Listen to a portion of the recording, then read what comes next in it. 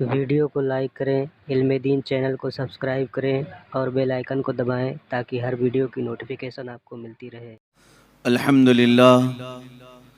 अल्हम्दुलिल्लाहिल हन्नानिल mannan अल्लज़ी खलक़ल इंसान व अल्लमहुल बयान वस्सलातु वस्सलामु अला रसूलिही सय्यिदिल इंसी वल जान व अला आलिही व अस्हाबिही ज़विल खैरि वल इहसान अम्मा बअद फ़अऊज़ु बिल्लाहि मिनश शैतानिर रजीम बिस्मिल्लाहिर रहमानिर रहीम या अय्युहन्नासु क़द जाअकुम बुरहानुम मिन रब्बिकुम व अंज़लना इलैकुम नूरम मुबीना सदक़ल्लाहु मौलानल अज़ीम व बल्लगना रसूलुहुन नबियुल अमीनुल मतीनुल मुख्तारुल करीम व नहनु अला ज़ालिका लमिनश शाहिदीन व शाकिरीन वल्हम्दुलिल्लाहि रब्बिल आलमीन।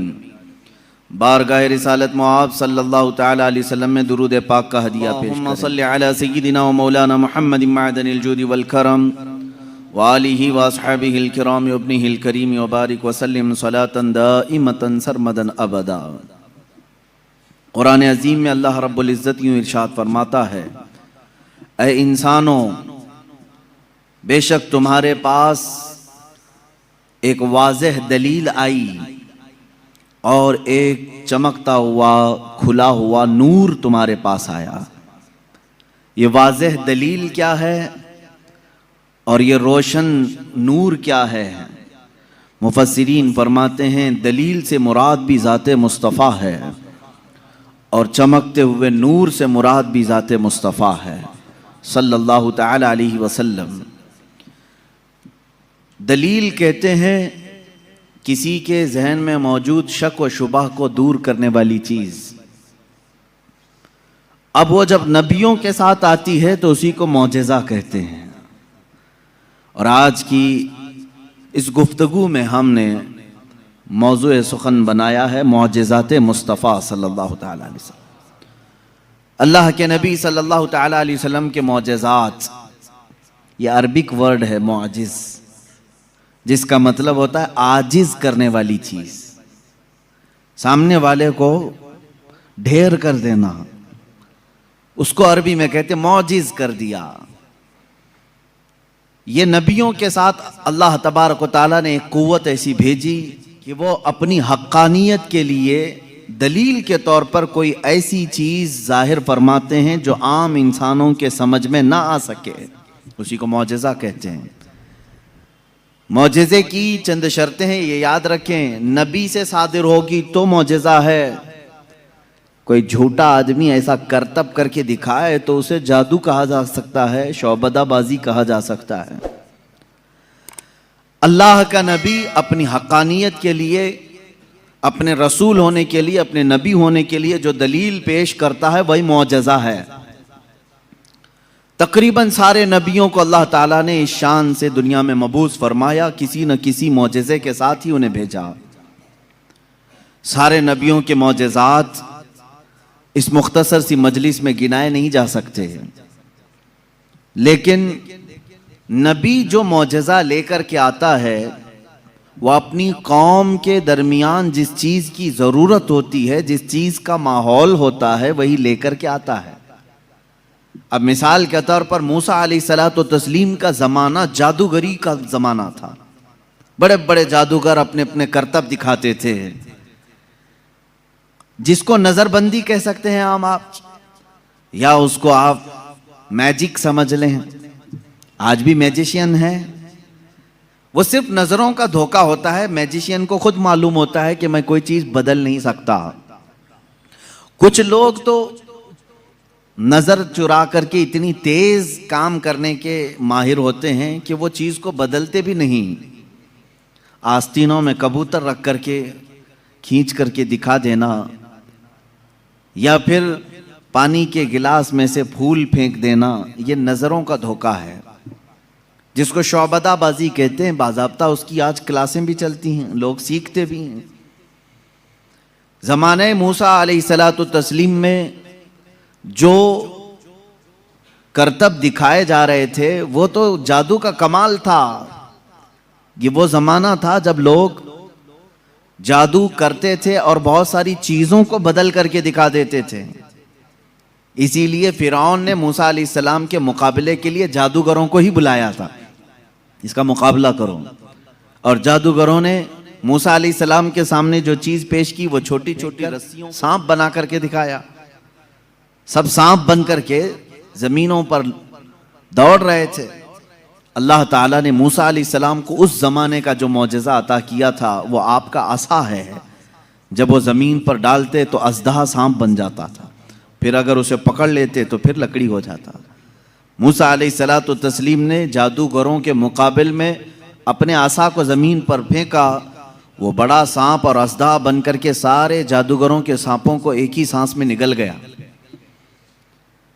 अब उस सांप की हैबत ऐसी थी कि वहां जो मौजूद थे जादूगर, उन्होंने कहा आमन्ना बिरब्बी मूसा व हारून, हम सब मूसा और हारून के रब पर ईमान ले आए। दूसरा जादू तो अब उन्हें दिखाना भी नहीं था, सीधे वो ईमान की बात कर गए। तो नबी जो है अपने मौजिज़े से सामने वालों का आजिज कर देता है। इसमें वाकई में आपने समझा कुछ?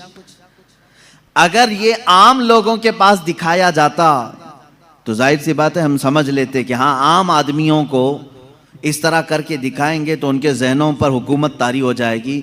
लेकिन मूसा अलैहिस्सलाम ने उन लोगों को आजिज किया था जो ऑलरेडी जादूगर थे, वो जानते थे चीज़ों को बदलना, तो वो आजिज कैसे हो गए? एक बार जिंदगी में मूसा अलैहिस्सलाम की लकड़ी को सांप बनते हुए देखकर वो अपनी पुरानी सारी चीजें छोड़कर ईमान लाने पर कैसे तैयार हो गए? उनको चाहिए था कि एक और दूसरा जादू ट्राई करते। मेरे अजीजों, मालूम यहाँ ये होता है कि जादू जो है वो नजरों का धोखा होता है। जो जादूगर रस्सियों को सांप बनाए थे उन्हें मालूम था कि यह हकीकत में रस्सी है। उस जादूगर को वो रस्सी ही दिखती थी, अवाम को सांप नजर आता था। जादूगर को वो चीज हकीकत में वही दिखती है जो होती है, लेकिन लोगों को बदल करके दिखती है। जादूगरों को ये मालूम होता है। लेकिन मूसा अलैहिस्सलाम ने जो लकड़ी जमीन पर डाली थी वो जादूगरों की नजर में भी लकड़ी नहीं दिख रही थी, वो हकीकत में सांप बनी हुई थी। ये मौजिज़े और जादू में फर्क है। जादू जो है नजरों का धोखा हो सकता है और मौजिज़ा हकीकत को तब्दील कर देता है, हकीकत को बदल दिया जाता है। ईसा अलैहिस्सलाम को अल्लाह रब्बुल इज्जत ने जो मौजिज़ा अता फरमाया, मुर्दों को जिंदा करना। आप मिट्टी के परिंद बनाते थे, परिंदे उसमें फूंक मारते थे तो वो उड़ने लग जाते थे। मादरजाद अंधे, पैदाइशी जो अंधे या कोढ़ की बीमारी या सफेद दाग वाले हों, उनके जिस्म पर आप हाथ रख देते वो शिफायाब हो जाते, वो सही हो जाते थे। और ये बात इधर उधर की किताबों से नहीं, अल्लाह की किताब से है। अल्लाह रब्बुल इज्जत ने कुरान पाक में खुद इरशाद फरमाया, ईसा अलैहिस्सलाम का कौल है, व उबरिउल अकमह वल अबरस व उहयिल मौता बिइज़्निल्लाह, मैं अंधों को सही कर देता हूँ, कोड़ियों को सही कर देता हूँ और मुर्दों को जिंदा कर देता हूँ अल्लाह के हुक्म से। ईसा अलैहिस्सलाम, अगर ईसा अलैहिस्सलाम से ये सारे काम सादिर हों तो यहाँ कोई शिर्क का फतवा नहीं लगा था कि गैरुल्लाह से ऐसे काम नहीं हो सकते। नबी भी तो गैरुल्लाह हैं। यही बात अगर हम सुल्तान बगदाद के बारे में कहें तो ये कहते हैं ये कहानियां हैं इनकी। मेरे अजीजों, क्या रसूल पाक सल्लल्लाहु अलैहि वसल्लम ने नहीं फरमाया मेरी उम्मत के औलिया बनी इसराइल के अंबिया की तरह हैं? बनी इसराइल के अंबिया जिस तरह से मौजज़ात दिखाते थे, उम्मत मुस्तफ़ा के औलिया अपनी करामात दिखाते हैं। करामत हक है। ईसा अलैहिस्सलातु तस्लीम का ये मौजज़ा था। दीगर अंबिया इकराम अलैहिमुस्सलाम को बहुत सारे मौजज़े दिए, जैसे हज़रत दाऊद अलैहिस्सलाम, उनके हाथ में लोहा आता तो नरम हो जाता था। वो लोहे को अपने हाथ से जैसी शक्ल चाहते थे बना देते थे। लोहे का लिबास बनाते, लोहे की टोपियां बनाते, लोहे की चीज़ें बनाते, लेकिन लोहे को उन्हें आग में तपाने की ज़रूरत नहीं पेश आती। वो अपने हाथ में जैसे हम आटे को बना सकते हैं इस तरह से वो लोहे को बना सकते थे। ये अल्लाह के नबी दाऊद अलैहिस्सलाम का मौजज़ा था। हज़रत सुलेमान अलैहिस्सलाम का मौजज़ा ये कि आपको सारे परिंदों की बोलियां सिखाई गई थी, जिन्नात की और सारे तकरीबन मखलूक़ात की बोलियां आपको सिखा दी। चीज़ आपको मौजज़े में ये दिया गया कि सुलेमान अलैहिस्सलाम जिस तरफ चाहते हवा उस तरफ चलती। फसख्खरना लहुर रीह, अल्लाह फरमा रहा है हमने हवा को उनके लिए ताबे बना दिया था, उनके मुसख्खर कर दिया था। फिर इतना ही नहीं, आज से तकरीबन 4000 साल पहले सुलेमान अलैहिस्सलाम ने अपने तख्त को हवा में उड़ाया है। ये एरोप्लेन का ज़माना नहीं था, वो टेक्नोलॉजी का दौर नहीं था, लेकिन सुलेमान अलैहिस्सलाम के हुक्म से तख्त हवा में उड़ता और जिस तरफ आप चाहते उसी तरफ आपको वो सफ़र भी कराता। यह आपका मौजज़ा था। जिन्नात पर आपको हुकूमत दी गई थी। हज़रत दाऊद अलैहिस्सलाम, हज़रत सुलेमान अलैहिस्सलाम, हज़रत मूसा अलैहिस्सलाम, हज़रत ईसा अलैहिस्सलाम, इनके ये मुख्तसर मौजज़ात मैंने आपके सामने रखे। तकरीबन और अंबिया इकराम अलैहिस्सलाम को मौजज़े दिए गए। हज़रत सालेह अलैहिस्सलाम को एक मौजज़ा ऊँटनी की शक्ल में दिया गया था, इसलिए कि उस ज़माने के लोग जिस चीज़ के कायल नहीं थे उसी चीज़ को मौजज़ा बना करके भेजा गया है। यानी ईसा अलैहिस्सलाम के ज़माने में लोग ये कहते थे मरने के बाद दोबारा ज़िंदा नहीं हो सकते। ईसा अलैहिस्सलाम को वही मौजज़ा देकर भेजा अल्लाह ने, मुर्दों को ज़िंदा तुम करके दिखाओ। जब नबी करके दिखा सकते हैं तो अल्लाह दोबारा कैसे नहीं ज़िंदा करेगा। सालेह अलैहिस्सलाम के ज़माने में लोग इस बात के इनकारी थे कि बग़ैर बाप के कोई बेटा हो नहीं सकता, बग़ैर बाप के कोई बेटा पैदा नहीं हो सकता। आदम अलैहिस्सलाम कैसे आ गए दुनिया में, ऐसा कैसे हो सकता है। सालेह अलैहिस्सलाम को अल्लाह ताला ने हुक्म फरमाया तुम अपनी कौम को ले जाओ एक पहाड़ के पत्थर पर, पत्थर से कहो कि इसमें से ऊंट पैदा करके दें। हज़रत सालेह अलैहिस्सलाम ने उस पत्थर के पास खड़े होकर फरमाया तो पत्थर से एक ऊंटनी का बच्चा नमूदार हुआ। उस ऊंटनी का ना बाप है ना माँ है और अपनी बिरादरी से, अपनी नस्ल से भी नहीं, बल्कि पत्थर एक जामिद चीज से ऊंट पैदा हुआ। उस ऊंटनी का जिक्र भी कुरान पाक में है। ये मौजज़े के तौर पर दिया गया था सालेह अलैहिस्सलातु तस्लीम को। अजीज़ा ने गिरामी वक़ार, उन अंबिया इकराम को उनके ज़मानों की जो ज़रूरियात थी, जो तकाज़े थे, वो मौजज़े दिए गए। और सैयदुल अंबिया मुहम्मदुर रसूलुल्लाह सल्लल्लाहु तआला अलैहि वसल्लम को उन तमाम अंबिया के जो मौजज़ात थे वो तन्हा हुजूर को अता किए गए। हुस्न यूसुफ दमे ईसा यदे बैज़ादारी, आंचे खूबा हमा दारंद तू तन्हा दारी। ए रसूल पाक, यूसुफ का हुस्न भी आपके पास है, ईसा का दम भी आपके पास है और मूसा का यदे बैज़ा भी आपके पास है। वो तमाम खूबियां जो रखते थे अंबिया, या रसूल अल्लाह, तन्हा आपकी ज़ात में अल्लाह ने वह जमा किया। इमाम इश्क़ व मोहब्बत ने फरमाया ज़ात हुई इंतखाब वस्फ हुए लाजवाब, ज़ात हुई इंतखाब वस्फ हुए लाजवाब, नाम हुआ मुस्तफ़ा तुम पे करोड़ों दुरूद।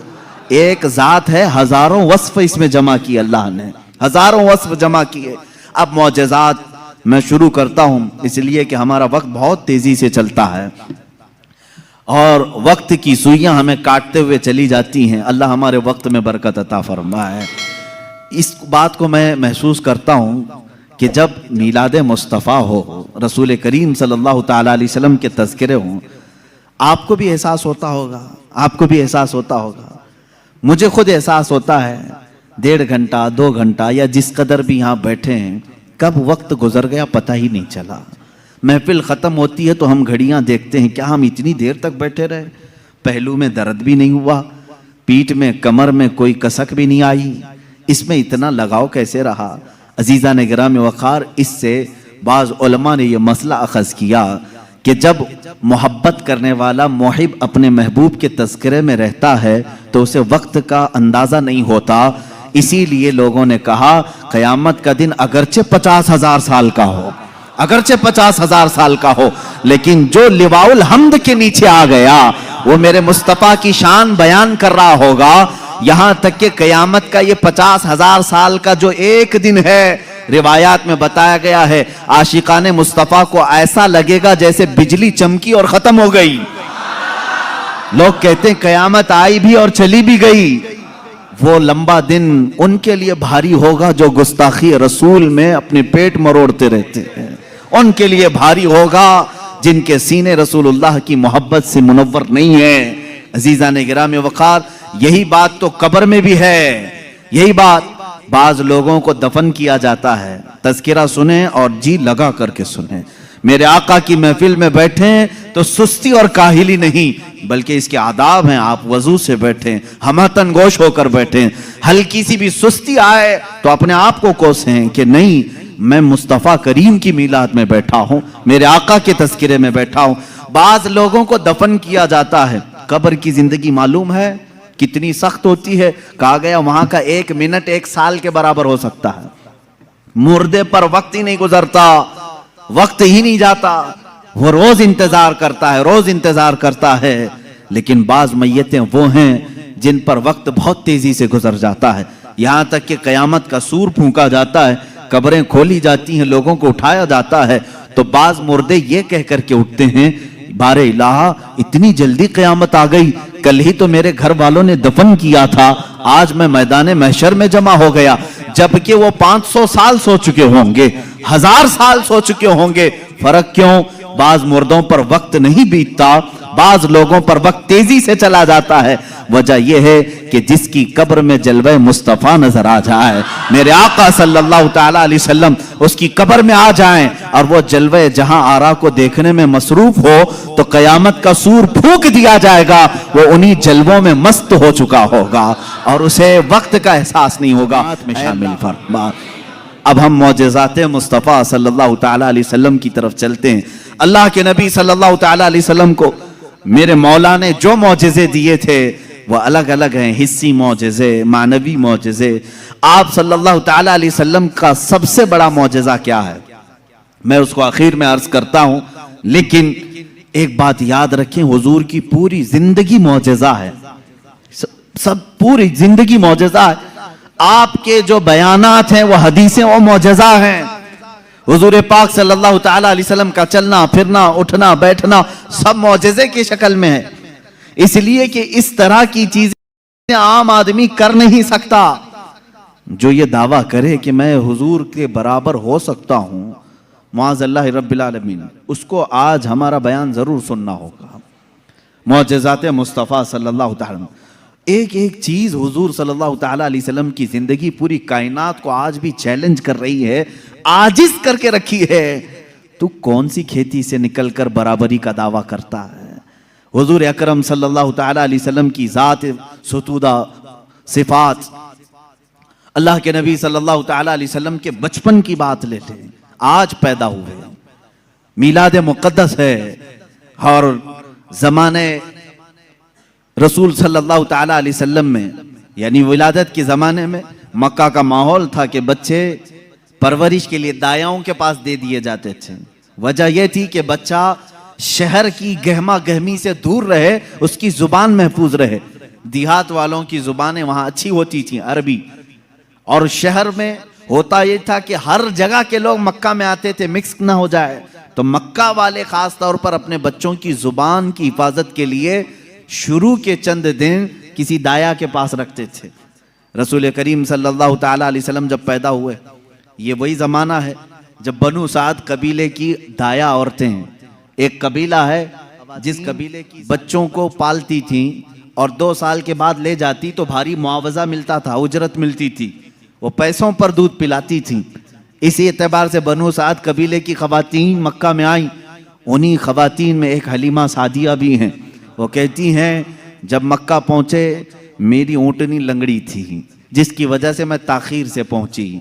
सारी औरतें मक्का में जो नौमौलूद बच्चे थे सबके पास गईं और उनसे भावताव किया, मुआवजा तय किया और बच्चे ले ली। हजरत हलीमा सादिया कहती हैं, मैं ताखीर से पहुंची, तकरीबन बच्चे जा चुके थे, एक बच्चा बाकी था, वो आमिना का दुर्रे यतीम था। मैं वहां आई, मैंने देखा और उसके बाद पूछा कौन है इस बच्चे का सरपरस्त। कहा बच्चे की विलादत से 6 माह पहले ही इसके वालिद का विसाल हो चुका है। हलीमा कहती है, मैं छोड़कर बाहर चली आई। मैं निकल आई कि बाप है नहीं बच्चे का, मैं अगर दूध पिला भी दूं 2 साल के बाद मुझे उजरत देगा कौन, कौन मुआवजा देगा? वो कहती है, फिर पूरा मक्का छान मारी, लेकिन अब कोई बच्चा नहीं मिला। शाम हो गई थी। हलीमा सादिया से शौहर ने कहा, ऐ हलीमा, खाली हाथ जाने से बेहतर है कि वह यतीम को साथ ले जाएं। यतीम दुर्रे यतीम है, साथ ले जाएं। हलीमा सादिया कहती है मैं दोबारा वापस आमिना के घर आई। आमिना रज़ी अल्लाह ताला अन्हा कहती हैं, ए हलीमा सुबह तुम बच्चे को देख कर गई थी, फिर वापस आई? कहा हाँ, हम खाली हाथ जाने से बेहतर समझती हैं कि इस दुर्रे यतीम को ले जाएं। हज़रत आमिना ने जाओ, लेकिन तुम्हारी उम्मीदों के मुताबिक हम मुआवजा नहीं दे सकेंगे, तुम्हारी उम्मीदों के मुताबिक हम उजरत नहीं दे सकेंगे। आमिना ने कहा, हलीमा सादिया ने कहा ठीक है, अब खाली हाथ न जाने का हमने अहद किया है, बच्चे को ले लेते हैं। हलीमा सादिया उस वक्त तक बच्चे को अपने गोद उठाई नहीं थी, सिर्फ देख करके गई थी। गोद में जब लिया, हलीमा सादिया कहती हैं मेरे पेशानी से लेकर तलवों तक ठंडक पहुंच गई थी। पहली मर्तबा गोद में लिया, उसके बाद उसके शौहर हलीमा सादिया के साथ वो बाहर आई।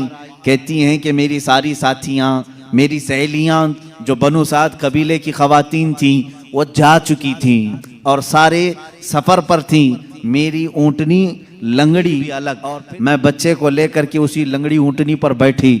अल्लाह अकबर, ये पहला मौजज़ा मेरे आका का है।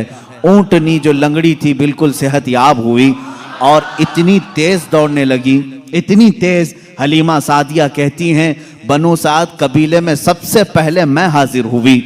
मेरा बच्चा जिसको मैं लेकर आई थी अब्दुल्लाह का दुर्रे यतीम, सबसे पहले बनु साद में हाजिर हुई और काफ़ी देर के बाद को ले आई।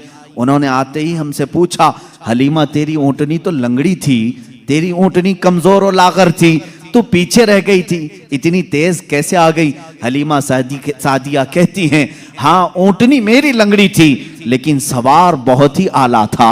जैसे ही ये बच्चा इस ऊँटनी पर सवार हुआ, न जाने इसमें ताकत कहाँ से आई, सबसे पहले मैं हाजिर हुई। सारी औरतों ने महसूस किया ये एक मौजज़ा नहीं, बनु साद जो कबीला है वो आज भी है ताइफ के करीब, आज भी वो कबीला है हलीमा सादिया का कबीला जिसको बनु साद कहते हैं।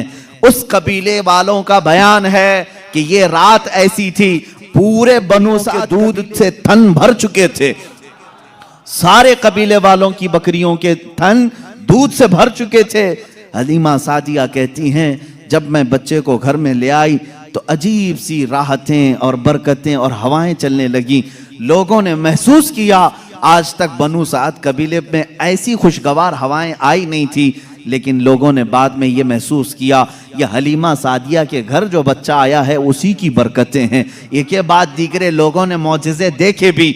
हलीमा सादिया की जो बेटी हैं शैमा, जो हुजूर सल्लल्लाहु अलैहि वसल्लम की दूध शरीक बहन है, हुजूर की दूध शरीक बहन है, वो कहती हैं मैं मोहम्मद सल्लल्लाहु ताला अलैहि वसल्लम को गोद में लेकर रात में बैठती थी। 1 साल के नहीं थे, 9 माह के थे जब मैं गोद में लेकर बैठती थी। तारीक रातें हों या उजाली रातें हों, खुले आसमान के नीचे मैं आकर बैठती। मोहम्मद अरबी सल्लल्लाहु अलैहि वसल्लम की परवरिश में हलीमा का घराना लगा है। कहती हैं हम मालदार नहीं थे, खेल खिलौने वाली चीजें हमारे घर नहीं होती थी, लेकिन शैमा कहती हैं जब मोहम्मद मेरी गोद में होते, रात को 14वीं का चांद चमक रहा होता और मोहम्मद सल्लल्लाहु अलैहि वसल्लम गोद से उंगली को यूं उठाते, चांद इधर चला जाता, कभी चांद इधर जाता, गोद में उंगली जिस तरफ करते वो चांद उधर ही झुक जाता था। आला हजरत इमाम इश्क व मोहब्बत फाजिल बरेलवी रदी अल्लाह ताला अन्हु यूं फरमाते हैं चांद झुक जाता उधर, उंगली उठाते महद में, क्या ही चलता था इशारों पर खिलौना नूर का, क्या ही चलता था इशारों पर खिलौना नूर का। सुबह तैबा में हुई बटता है बाड़ा नूर का, सदका लेने नूर का आया है तारा नूर का। अजीजा ने गिरामी, खिलौना बना है कौन? जिससे पूरी दुनिया आज तक खेल ना सकी, वो मोहम्मद अरबी सल्लल्लाहु अलैहि वसल्लम का खिलौना बना है। ये मेरे आका सल्लल्लाहु अलैहि वसल्लम के मौजज़ात, गोद के मौजज़ात हैं, गोद के मौजज़ात हैं। अब मैं यहां पर एक बात ये बताना चाहता हूं, उन लोगों के जहन को मैं साफ करना चाहता हूं जो लोग ये कहते हैं हुजूर सल्लल्लाहु ताला अलैहि वसल्लम 40 साल के बाद नबी बनाए गए, 40 साल के बाद नबी बनाए गए। बहुत सारे लोगों ने किताबों में भी लिख दिया। मेरे अजीज बात को समझा करो, नबी बनाए गए ये जुमला तवज्जो, और हमारा अकीदा ये है 40 साल के बाद हुजूर ने अपने नबी होने का ऐलान फरमाया।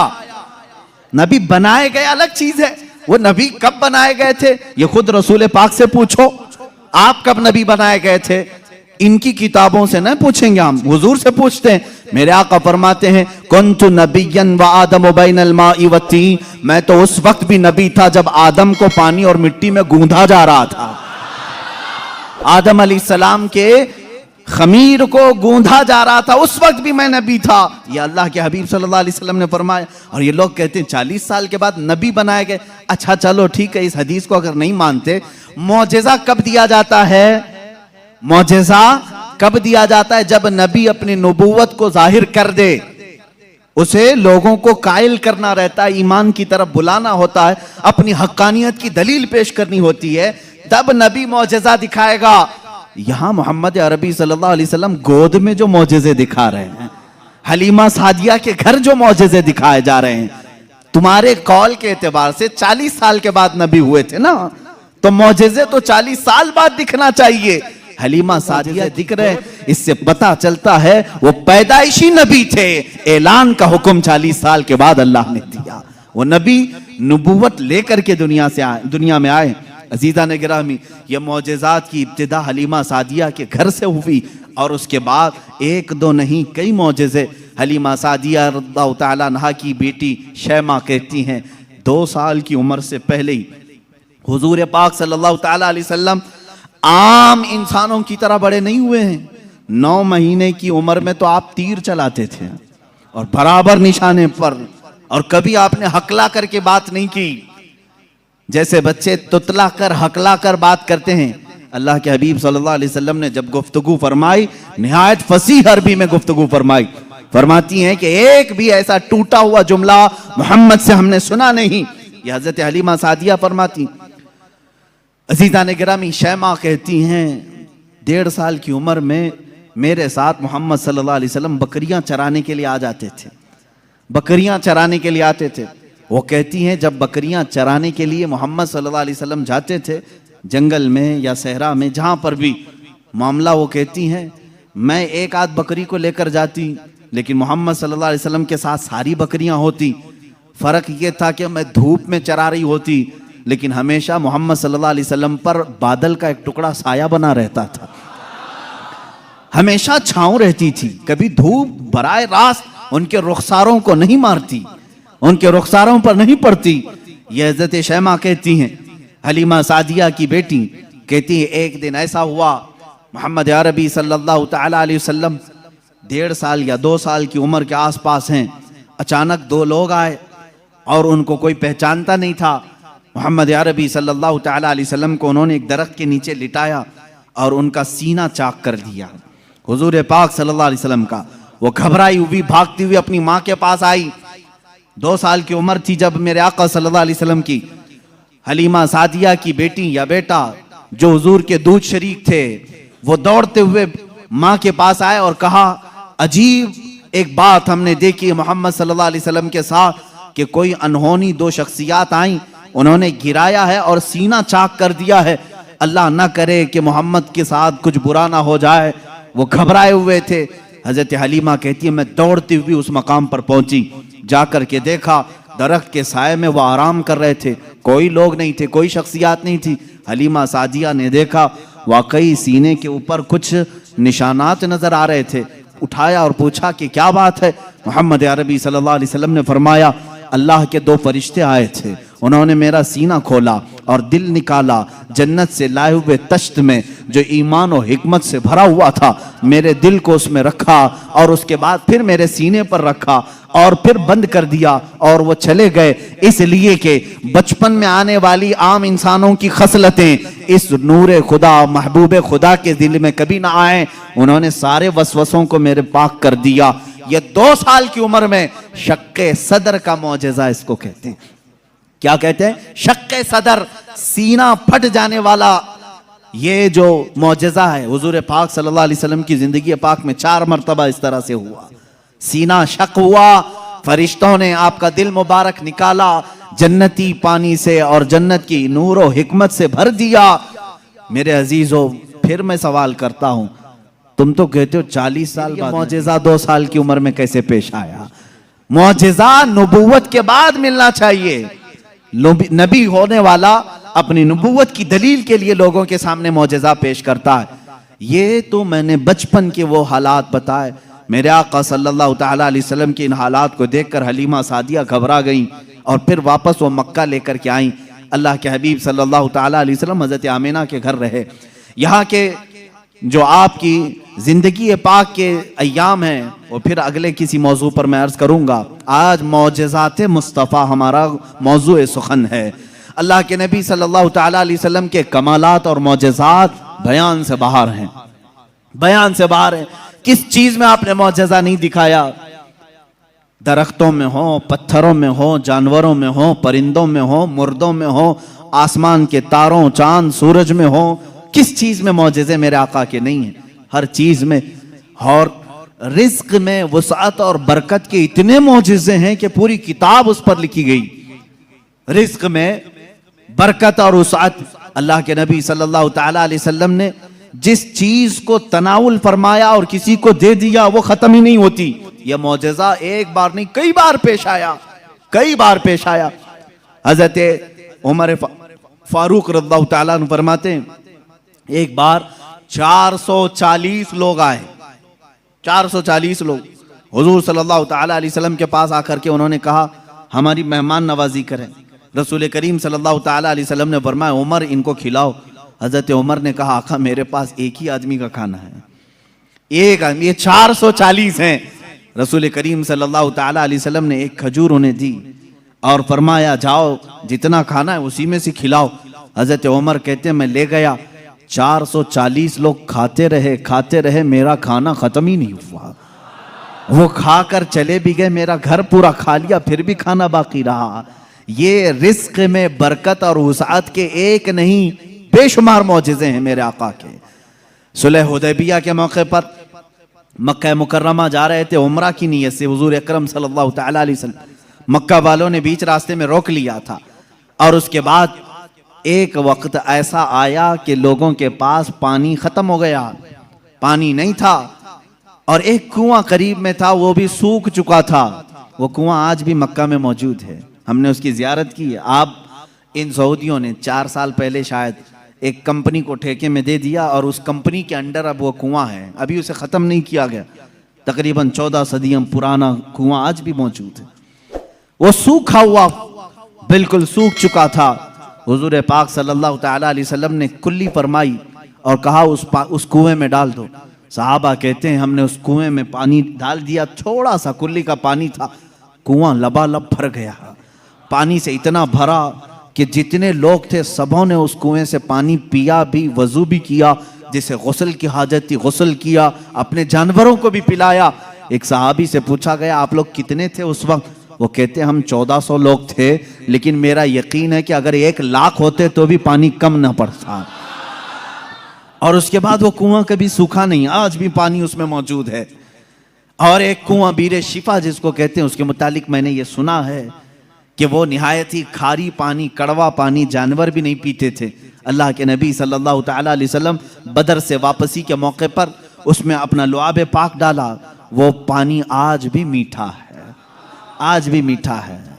इन सऊदियों ने उसमें सीमेंट भर दिया, डामर डाल दिया, तारकोल डाला, केमिकल डाला, उनके एतबार से ये शिरक है।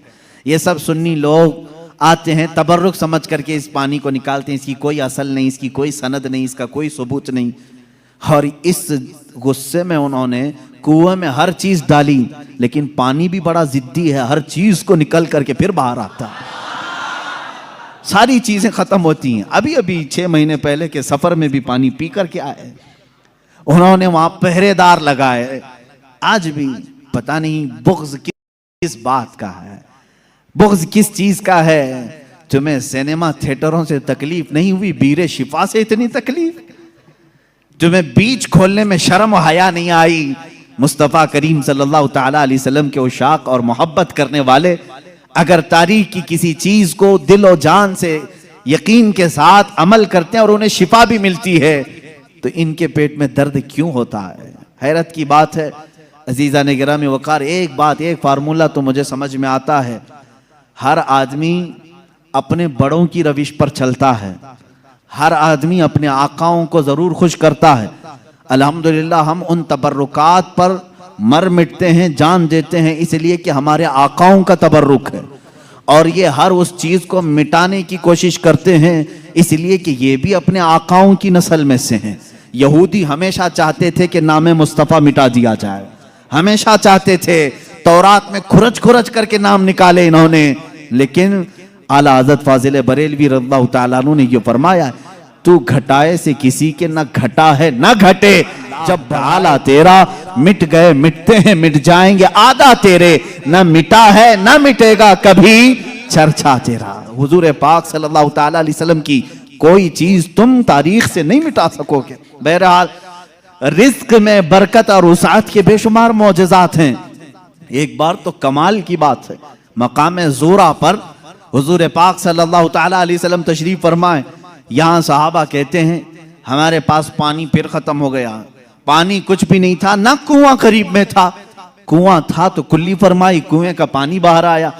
हजरत मूसा अलैहिस्सलाम का मौजज़ा याद होगा आपको, आपने लकड़ी से पत्थर पर मारा एक मर्तबा, 12 चश्मे बाहर निकले। कुरान पाक में है, कुरान ने फरमाया फनफजरत मिन हुस्नता अशरत आइना, 12 चश्मे पानी के निकले थे, और इसलिए कि उनकी उम्मत में 12 कबीले थे, 12 कबीलों के लिए 12 चश्मे निकल गए। किस चीज से मूसा अलैहिस्सलाम ने मारा? अपने असा से। किस पे मारा? पत्थर पे। पत्थर से 12 चश्मे निकले।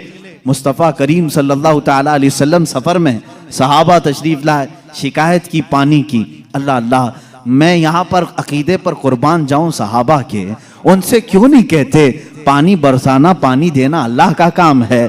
वो सहाबा हुजूर के पास बार बार क्यों आ जाते थे?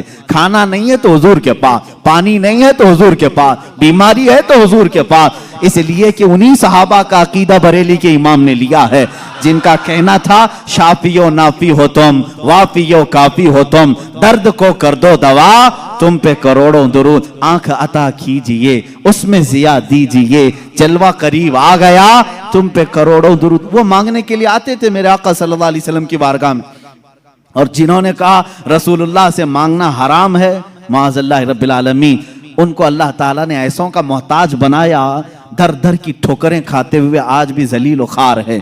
इसीलिए मेरे इमाम ने कहा है, जो तेरे दर से यार फिरते हैं, दर बदर यूं ही खार फिरते हैं, दर बदर यूं ही खार फिरते हैं। हमें फख्र है इस बात पर, हम मोहताज हैं तो मदीने के ताजदार के रसूल करीम सल्लल्लाहु ताला अलैहि वसल्लम से मांगेंगे। इसलिए मांगते हैं कि रब है मोती ये है कासिम, रिस्क उसका है खिलाते ये हैं, रिस्क उसका है खिलाते ये हैं। हम खालिक समझकर, हम रसूलुल्लाह को राज़िक समझकर नहीं जा रहे हैं, बल्कि वो रज़्ज़ाक़े हकीकी के नायब हैं।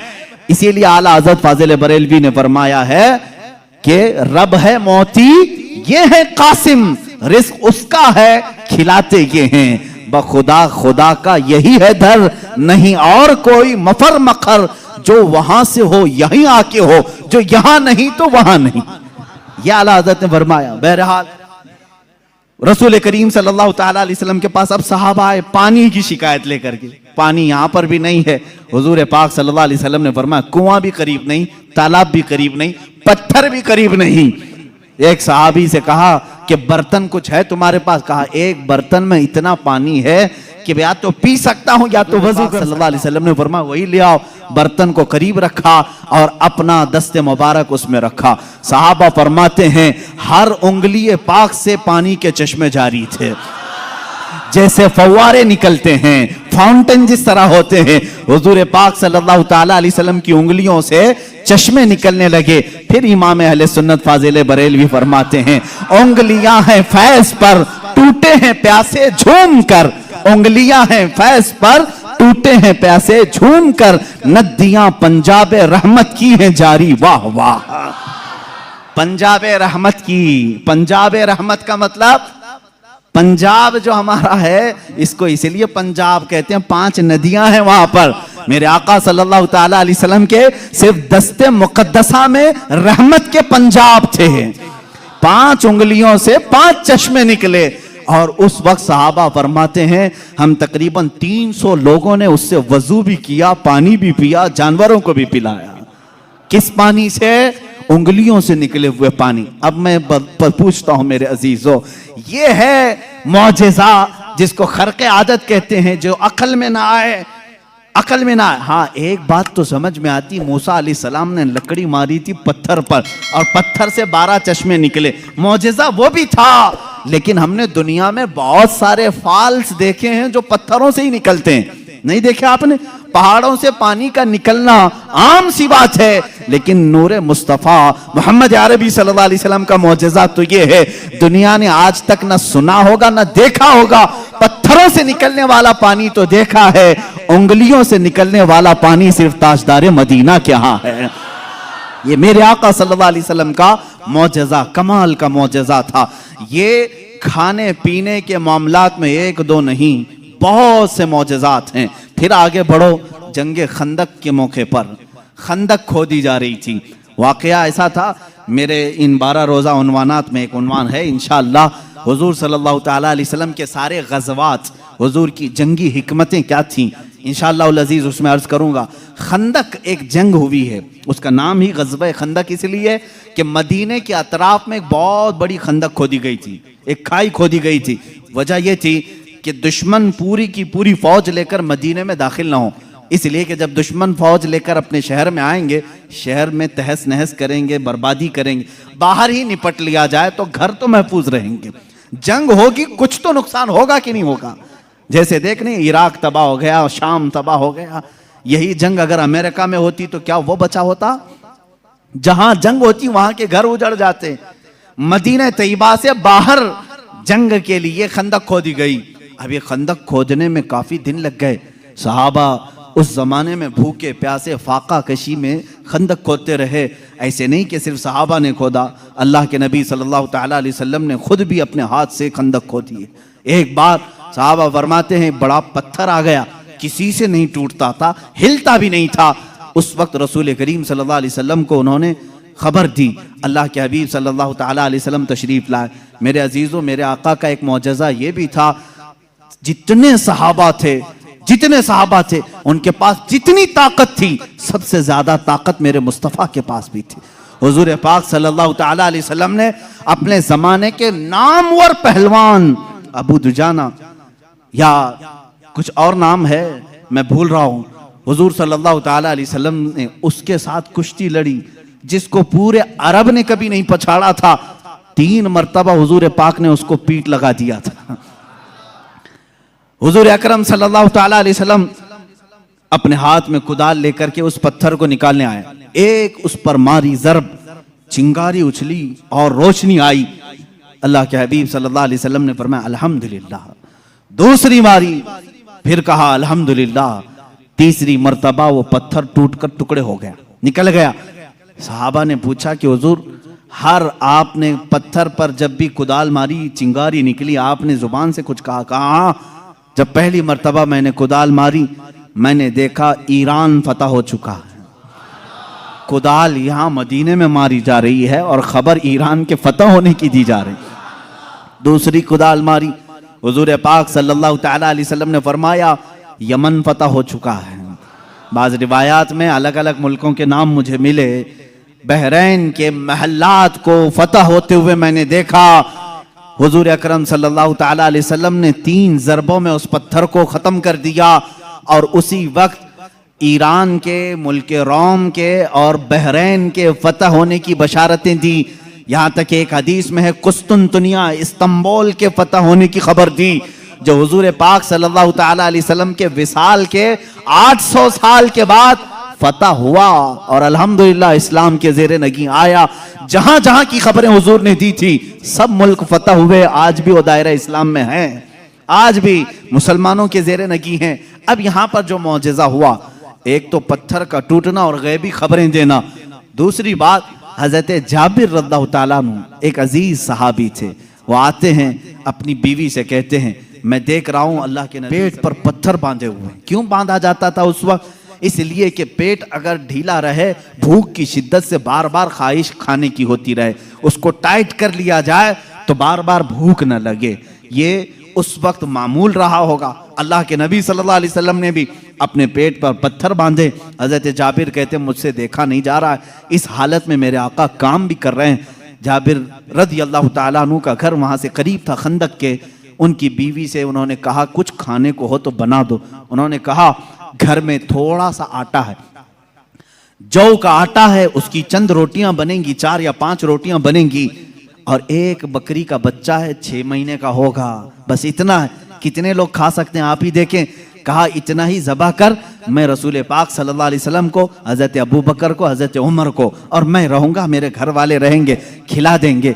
वो आए, कान में आकर के हुजूर से कहा या रसूल अल्लाह सल्लल्लाहु ताला अलैहि वसल्लम, घर में एक छोटा सा बकरी का बच्चा है, हमने ज़बह किया है, थोड़ा सा आटा है, आप अबू बकर उमर घर पर तशरीफ लाएं। अल्लाह के नबी सल्लल्लाहु अलैहि वसल्लम ने दावत कबूल कर ली। कहा जाबिर जाओ तुम खाना बनाओ, लेकिन जब तक मैं ना आऊं हांडी चूल्हे से ना उतारो और रोटियों के टुकड़े ना करो। हुजूर पाक सल्लल्लाहु अलैहि वसल्लम की ये बात सुन करके वो जाने लगे थे, अभी हुजूर ने पलटकर जितने सहाबा थे कहा ए मेरे सहाबा, जाबिर के घर में सबकी दावत है, चलो। जाबिर के घर में दावत, 1500 सहाबा थे, 1500 सहाबा। हजरत जाबिर घबरा गए, दौड़ते हुए आए, अपनी बीवी से कहा ए खातून बड़ा गजब हो गया, मैंने 3 को दावत दी थी, हुजूर ने 1500 को बुलाया है। उनकी शरीक हयात एक सहाबिया थी, तवक्कुल के आला दर्जे पर थी, पूछती हैं ए जाबिर आपने बुलाया है या रसूलुल्लाह ने बुलाया है? हजरत जाबिर कहते मैंने किसी को नहीं बुलाया, रसूलुल्लाह ने बुलाया है। कहते फिर फिक्र छोड़ो, जिन्होंने बुलाया वही खिलाएंगे, जिन्होंने बुलाया वही खिलाएंगे। हमको इस बात की क्या फिक्र है, हमें तो खाना बनाना है, वो आएंगे, जिसको उन्होंने दावत दी वो खिलाएंगे। हमने 3 को दावत दी, हम 3 को खिलाएंगे, रसूल ने जितनों को दावत दी वो उनको खिलाएंगे। ये खातून का अकीदा देखें, सहाबिया हैं। हजरत जाबिर रज़ियल्लाहु ताला अन्हु फरमाते हैं घर मेरे आका तशरीफ लाए, घर में बैठने की जगह भी 10 लोगों की थी, 10 लोग बैठ सकते थे। अल्लाह के हबीब सल्लल्लाहु ताला अलैहि वसल्लम तशरीफ लाए और उस हांडी को जो चूल्हे पर रखी हुई थी, कहा इसको उतारना नहीं, उसमें अपना लुआबे पाक डाला और उसके बाद फरमाया निकाल कर देते जाओ। हजरत जाबिर कहते हैं 10-10 लोगों का खाना निकालता था, रोटियां दस्तरखान पर बिछाई जाती थी। शाम हो गई, 1500 सहाबा खा लिए, अभी मेरी हांडी में आधा खाना बाकी ही रहा। ये मौजिज़ा है मेरे आका सल्लल्लाहु अलैहि वसल्लम का। रिस्क में वुसअत और बरकत सिर्फ लुआबे पाक से, जो बराबरी का दावा करते हैं वो भी अपने घर की हांडियों में थूक के दिखाएं, तुम्हारे घर वाले ना खाएं। मुस्तफा करीम सल्लल्लाहु अलैहि वसल्लम जिस पे लुआब लगा दें, 1500 जलीलुल कद्र सहाबा खाएंगे भी और हांडी में बचा भी रह जाएगा। अजीजा ने गिरामी, बराबरी का दावा ना करो, वरना थूकोगे तो मर जाओगे, तुम्हारे घर में कभी जहर ना हो जाए, तुम्हारे थूक में थूकोगे तो बच्चे मर भी जाएंगे। बहरहाल ये मौजिज़ा एक ही नहीं पेश आया, 3-3 मौजिज़े यहां पर आए, 3-3 मौजिज़े हजरत जाबिर के घर में तन्हा। हुजूर पाक सल्लल्लाहु ताला अलैहि वसल्लम दावत के लिए आए भी। उसके बाद दूसरी बात ये भी हुई, उनके घर में एक हादसा हो गया था। उनके घर में हादसा ये हुआ, बकरी को ज़बह किया था बाप ने, हजरत जाबिर ने, उनके 2 बच्चे थे, दोनों बच्चों ने देखा और बड़े बच्चे ने छोटे बच्चे को बुलाया, आ मैं तुझे दिखाता हूं अब्बा बकरी को ज़बह कैसे कर रहे थे। छुरी लिया और छोटे बेटे को ज़बह कर दिया, गला काट दिया, और जैसे ही खून निकलने लगा मां ने देखा, घबराई, बच्चे को पकड़ने के लिए कि चाकू उसके हाथ में थी, वो दौड़ता हुआ छत पर चढ़ा और पांव फिसला, छत से गिरा, नीचे गिरते ही सर पर चोट आई, वहीं फौत हो गए। एक साथ 2 बच्चों का इंतकाल, किस वक्त? जिस वक्त हुजूर की दावत घर में हो रही। हजरत जाबिर को मालूम नहीं था, वो खाना बनाने का हुक्म देकर चले गए थे, यहां दोनों बच्चे फौत हो चुके थे। लेकिन उस वफाशियार खातून के जज्बे को हजारों सलाह, दोनों बच्चों की लाशों को उठाई, घर के एक कोने में लेकर आई और उन पर चादर डाल दिया। कहा आज मैं न रोऊंगी न चीखूंगी, इसलिए कि मेरे घर रसूल खुदा तशरीफ ला रहे हैं, मैं अपने गम को उस दावत पर भारी होने नहीं दूंगी। मेरे अजीज, किसी माँ का कलेजा अगर बर्दाश्त कर सकता है अपने बेटे की मौत का गम, तो मुझे बताओ दुनिया की कोई ऐसी औरत। ये वो औरतें थी जिनके मुतालिक कुरान ने कहा रज़ियल्लाहु अन्हुम व रदू अन, अल्लाह इनसे राजी हो गया और ये अल्लाह से राजी हैं। चादर ओढ़ा करके दोनों बच्चों की लाश पर रखी हुई हैं। मेरे आका सल्लल्लाहु अलैहि वसल्लम जिस वक्त घर में आए, खाने के लिए दस्तरखान पर जब बैठे, आपने लुक़मे उठाए। उसके बाद हजरत जाबिर से कहा, जाबिर तुम्हारे बच्चे नहीं दिखते, कहाँ हैं? वो बीमार थे। बीवी से आकर के कहा, खातून कहाँ हैं बच्चे? खातून ने कहा वो सो रहे हैं, वो सो रहे हैं, आप जाएं हुजूर पाक सल्लल्लाहु अलैहि वसल्लम के साथ। हुजूर वो आराम कर रहे हैं, सो रहे हैं। हुजूर पाक सल्लल्लाहु अलैहि वसल्लम ने फरमाया जाओ उनको ढूंढ लाओ। दोबारा आए, खातून से कहा कि बच्चे कहाँ हैं? कहा आपको मालूम था वो बीमार थे। कहाँ वो बीमार थे? कहा वो बहुत अच्छी नींद में सोए हुए हैं, नहीं उठेंगे। खातून ये कह रही हैं, अपने शोहर को तक जाहिर नहीं किया। हजरत जाबिर दोबारा, तीसरी बार मेरे आका सल्लल्लाहु अलैहि वसल्लम ने फरमाया, जाबिर मुझे अल्लाह का हुक्म है कि मैं तेरे बेटों के साथ खाऊं। हुजूर पाक सल्लल्लाहु अलैहि वसल्लम दस्तरखान से उठ गए, खाना रखा हुआ था, अंदर खुद चल करके आए, खुद पूछा कि कहाँ सो रहे हैं, मुझे भी दिखा दो। हजरत जाबिर की खातून जो थी, बीवी थी, वो उस कमरे में ले गई, लाशों पर से चादर उठाया। हजरत जाबिर कहते हैं मैं देख करके दहल गया, बच्चों की लाशें हैं। अल्लाह के नबी सल्लल्लाहु ताला अलैहि वसल्लम करीब गए, दोनों बच्चों के हाथों को पकड़ा और कहा बहुत देर से हम तुम्हारे इंतजार में, उठो दस्तरखान बिछा है। दोनों बच्चे अपने कपड़े झाड़ते हुए खड़े हो गए। मूसा ईसा अलैहिस्सलाम के मुर्दों को जिंदा करने का मौजज़ा तुमने सुना? नबी रहमत सल्लल्लाहु ताला अलैहि वसल्लम अपने गुलामों के घर में जो फौज शुदा शहजादे थे उन्हें जिंदा भी किया और अपने दस्तरखान पर बिठाया भी। और ये बच्चे सिर्फ थोड़ी देर के लिए जिंदा नहीं हुए थे, फिर एक लंबी जिंदगी इन्होंने गुजारी मेरे आका की सोहबत में, और हदीसें भी रिवायत की। ये हुजूर अकरम सल्लल्लाहु अलैहि वसल्लम का मौजज़ा। दो मौजज़े एक ही घर में। तीसरा मौजज़ा ये है, ये रहमत आलम सल्लल्लाहु ताला अलैहि वसल्लम जिस घर पर जाएं उस घर के रहमो करम की बातें ना पूछो, वहां बरकत ही बरकत है। पूरा खाना खाकर जब सहाबा चले जा रहे थे, सारी हड्डियों को जमा किया। मेरे आका सल्लल्लाहु अलैहि वसल्लम ने फरमाया वही बकरी का 6 माह का बच्चा था। अल्लाह के नबी सल्लल्लाहु अलैहि वसल्लम ने कहा ए बकरी खड़ी हो जा। बकरी अपना कान झाड़ते हुए खड़ी हो गई। हजरत जाबिर को उनकी बकरी वापस दी गई। अजीजा ने गिरामी, ये मुस्तफ़ा करीम सल्लल्लाहु ताला अलैहि वसल्लम के नाज हैं और उनके अंदाज हैं। जिस घर में गए सारों को खिलाया भी, और खिलाने वाले के बच्चों को भी जिंदा किया, बकरी को भी जिंदा किया। तुम्हारा माल तुम्हें दे दिया गया और सबको खिला भी दिया गया।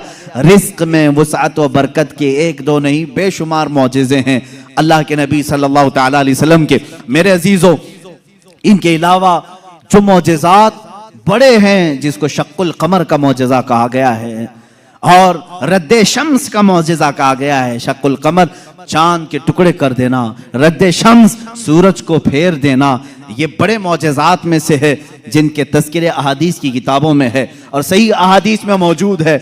मक्का मुकर्रमा में भी जादूगर थे, लोग जादू समझते थे। उस वक्त अल्लाह के नबी सल्लल्लाहु ताला अलैहि वसल्लम से कई लोगों ने जिन जिन मौजज़ात का सवाल किया, हुजूर पाक ने वो उन्हें करके दिखाया, करके दिखाया। एक अराबी शख्स, एक देहाती आया और उसने कहा ऐ मोहम्मद अरबी सल्लल्लाहु ताला अलैहि वसल्लम, मैं आपको अल्लाह का रसूल कैसे मान लूं? मेरी अकल है, आप किसी उस्ताद के पास नहीं गए, मैंने कभी आपके मुतालिक सुना नहीं कि कोई उस्ताद आपको पढ़ाया, फिर भी आपके जुबान से जो अल्फाज निकलते हैं वो कमाल के हैं। बहरहाल मैं आपको अल्लाह का रसूल कैसे तस्लीम करूं? हुजूर पाक सल्लल्लाहु ताला अलैहि वसल्लम ने उससे पूछा कि क्या मैं तुझे ये सामने वाले दरख्त से कहलवा दूं कि मैं अल्लाह का रसूल हूं, तू मान लेगा? उसने कहा हाँ मान लूंगा, दरख्त भला बात भी कर सकता है। हुजूर पाक सल्लल्लाहु अलैहि वसल्लम ने फरमाया जाओ उस दरख्त से कह दे अल्लाह के रसूल बुला रहे हैं। हुजूर ने नहीं बुलाया, उस देहाती से कहा, ये बात तवज्जो चाहता हूं, इस नुक्ते को समझो। हुजूर हुक्म दे दरख्त आ जाना चाहिए ना। हुजूर ने फरमाया उस देहाती से जो देखने आया था, जा तू खुद बोल कि अल्लाह के रसूल बुला रहे हैं। वो गया देहाती, दरख्त को मुखातिब करके कहा ऐ दरख्त तुझे अल्लाह के रसूल बुला रहे। हदीस पाक में वो दरख्त अपने जड़ों समेत बाहर आया, काफी बड़ा दरख्त है, और झूमते हुए जैसे पिंडलियों पर इंसान चलता है बारगाह मुस्तफा में आया, और ऐसे झुका जैसे इंसान रुकू में झुकता है। और उसके बाद उस दरख्त से आवाज आने लगी अशहदु अन्नका रसूलुल्लाह, गवाही देता हूं कि आप अल्लाह के रसूल हैं। अल्लाह के नबी सल्लल्लाहु अलैहि वसल्लम ने फरमाया, दरख्त तो अपने मकाम पर वापस चला जा। वो दरख्त फिर वहीं चला गया जहां था वहीं। आज भी मक्का मुकर्रमा में उस दरख्त की जगह पर एक मस्जिद बनाई गई है। ये तुर्कियों की बदौलत बनी थी, वहाबियों की बदौलत नहीं। उस मस्जिद को मस्जिद शजरा कहते हैं, दरख्त वाली मस्जिद। उस देहाती ने बाद में कहा, ऐ अल्लाह के रसूल, जब दरख्त आपको अल्लाह का रसूल मानते हैं और सजदा करते हैं, उनसे ज्यादा हक तो इंसानों का है। मैं सजदा करूं आपको, मैं अल्लाह का रसूल मानूं। अल्लाह के नबी ने फरमाया, अल्लाह ने अपने अलावा किसी और के लिए सजदा हलाल नहीं किया, सजदा सिर्फ अल्लाह का होगा। हाँ, उसने कलमा तैयबा पढ़ा और ईमान लाया। मैं यहां बताना चाहता हूं, मौजज़ा वो है रसूल जो कह दे वो हो जाए। लेकिन यहां तो रसूल ने दरख्त को नहीं कहा, इस देहाती ने जाकर कहा। वो भी अभी ईमान नहीं लाया था, ईमान लाने से पहले जाकर कहा, ऐ दरख्त तुझे रसूल बुला रहे हैं। पता चला रसूल का गुलाम जो होता है, रसूल से जिसकी निस्बत हो जाए, जिसका कनेक्शन मजबूत हो जाए, वो भी अगर मखलूकात को हुक्म दे दे तो उसके हुक्म की वो पाबंदी करते नजर आते हैं, उसके हुक्म की पाबंदी करते नजर आते। दरख्त से पूछते अगर तुम, ऐ दरख्त क्या तू एक देहाती की बात मानकर अपनी जमीन की जड़ों से निकल आया? ये देहाती भला है कौन, तो इसकी बात कैसे मान लिया? तो दरख्त तुम्हें अपने आलम अरवाह में गालिबन ये जवाब दे दे। वो कहेगा, नादान, तू ये ना देख कि वो देहाती मुझे बुलाने आया था, ये देख वो किसके हुक्म से आया था। जिसका हुक्म था उसके हुक्म पर मैं बजा लाने के लिए इस अमल को किया। अजीजा ने गिरामी वक़ार, ये दरख्तों के मौजज़े ये ऐसे नहीं हैं कि सिर्फ हम लोगों ने लिखे हैं। तारीख की औराक आज इस बात के शाहिद हैं कि मक्का के कुफार और मुशरिकीन भी इन मौजज़ात को देखते रहे। इन मौजज़ात को उन्होंने देखा, दरख्त का निकल करके आना, हिरन का बात करना हुजूर से, ऊंट का बात करना, भेड़िए का गुफ्तगू करना, ये मक्का वालों ने सुना भी है। फसी अरबी जुबान में एक भेड़िया गुफ्तगू कर रहा था मक्का में। एक आदमी ने, मक्के वाले ने देखा भेड़िया गुफ्तगू कर रहा है अरबी में, उसका शिकार इसने छीन लिया था। उसने कहा, अल्लाह ने जो मुझे रिस्क दिया तूने छीन लिया। इसने पलट करके कहा, क्या जानवर भी अरबी बोलते हैं? उस भेड़िए ने जवाब क्या दिया सुनी। उस भेड़िए का जवाब वो आशिक रसूल होगा। उसने कहा, ए नादान, जानवर का बात करना इतने ताज्जुब की बात नहीं, इससे बड़े ताज्जुब की बात तो ये है रसूल मक्का में है और तू ईमान नहीं लाता। इससे बड़ा ताज्जुब ये है। इसी से समझ में आता है कि जानवर भी ये जानते हैं कि अल्लाह के रसूल सबसे आला व अफजल हैं, अशरफ और अक्लमल है। अजीजा ने गिरामी वक़ार, एक बार अबू जहल ने प्रोपेगेंडा फैलाया कि आओ देखते हैं मोहम्मद की बहुत सल्लल्लाहु तआला अलैहि वसल्लम, बहुत सारे लोग कायल हो गए, ये जो कुछ भी दिखाते हैं जमीनों पर दिखाते हैं।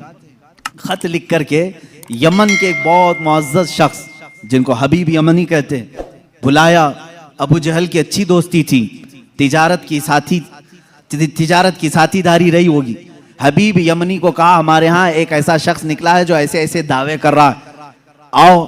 उस हबीब ने कहा, मैं तो अपनी आंखों से आकर के देखूंगा, अगर वो जादूगर है तो मैं समझ जाऊंगा कि वो कैसे जादू करता है, मुझे भी थोड़ा इल्म है। वो शख्स हबीब यमन से निकल करके मक्का आया। अबू जहल ने सारे लोगों को जमा किया, मोहम्मद अरबी सल्लल्लाहु तआला अलैहि वसल्लम के पास आए और कहा, अगर आप अल्लाह के रसूल हैं और आप जो कुछ दिखाते ये मौजज़ा है, तो अब हमें ज़मीनी मौजज़ा, ज़मीनी करतब की ज़रूरत नहीं। इसलिए कि मक्का वालों का यह अकीदा था, जादूगर जो भी दिखा सकता है वो ज़मीन पे, आसमान पे नहीं दिखाएगा। आसमान पे जादू नहीं चलता। आज भी कोई जादूगर आसमान पे जादू करके दिखाए, नहीं चलेगा। उन्होंने कहा, ज़मीन की बहुत सारी चीज़ें देखी, आसमान पे कुछ दिखाओ। ये 14वीं का चांद उस रात चमक रहा था। हुजूर पाक सल्लल्लाहु तआला अलैहि वसल्लम ने फरमाया कि अगर मैं इस चांद को 2 टुकड़ों में तब्दील कर दूं तो उस शख्स ने कहा, हबीब जो यमन से आया, तब तो हम आपको अल्लाह का रसूल मान लेंगे, अगर आपका हुक्म आसमानों पर भी चलता है। हुजूर पाक सल्लल्लाहु तआला अलैहि वसल्लम जबल अबू कुबैस, एक पहाड़ी है मक्का में, उसके नीचे खड़े थे, सारा मजमा था। अल्लाह के नबी सल्लल्लाहु तआला अलैहि वसल्लम ने चांद की तरफ यूं इशारा फरमाया। अचानक चांद शक हुआ, एक टुकड़ा पहाड़ के इस तरफ, दूसरा टुकड़ा पहाड़ के उस तरफ नजर आ रहा था। ये ऐसा नहीं कि करतब दिखाने वाले यूं तोड़कर यूं बिठा दें, अल्लाह के हबीब सल्लल्लाहु अलैहि वसल्लम ने जो शक्कुल कमर का मौजज़ा दिखाया वो आधी रात तक टुकड़ों में ही रहा। मिनट, 2 मिनट, 5 मिनट नहीं, आधी रात तक टुकड़ों में रहा। और ये बात सिर्फ मक्का वालों ने नहीं, जादू हो तो सामने वालों को दिखे। मियां अब तो कमाल आसमान पर हुआ है। चांद एक शहर में तुलू नहीं होता, पूरी दुनिया में तुलू होता है, पूरी दुनिया में। अब मैं आपको बताऊं चंद तारीखी बातें। हिंदुस्तान की सरजमीन पर भी चांद के टुकड़े होते हुए देखा था। राजा चिरमन जो कासरगोड केरला के रहने वाले, आज भी उस राजा का फोर्ट मौजूद है। वहां से उसने चांद के 2 टुकड़े हुए और उसने इस रात को नोट करके रख लिया कि फला फला रात चांद के 2 टुकड़े होते हुए मैंने देखा है।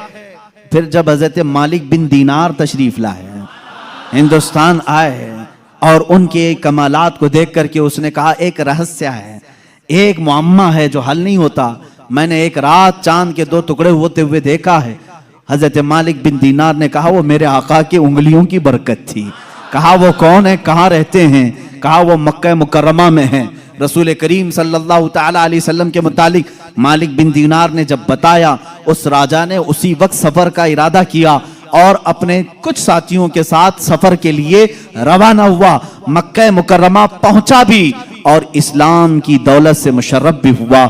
जहां तक ये तारीख मिलती है, वापसी में दरमियानी रास्ते में उसका इंतकाल हुआ और मस्कत सलाला के करीब गालिबन जो ओमान में एक शहर है, वहां पर तदफीन भी अमल में आई। आज भी मज़ार मुबारक है। ये तारीख की वो सच्चाइयां मैं आपको बता रहा हूं। सिर्फ मक्का के काफिरों ने मौजज़े शक्कुल कमर नहीं देखा, हिंदुस्तान को भी फख्र है इस बात पर कि हमारे दरमियान से भी, अगरचे वो कुफ्रिस्तान में रहने वाला राजा, लेकिन बाद में इस्लाम में आकर के उसने हम सब का कफारा अदा किया है। मौजज़े शक्कुल कमर को देखा भी और इनकार नहीं किया।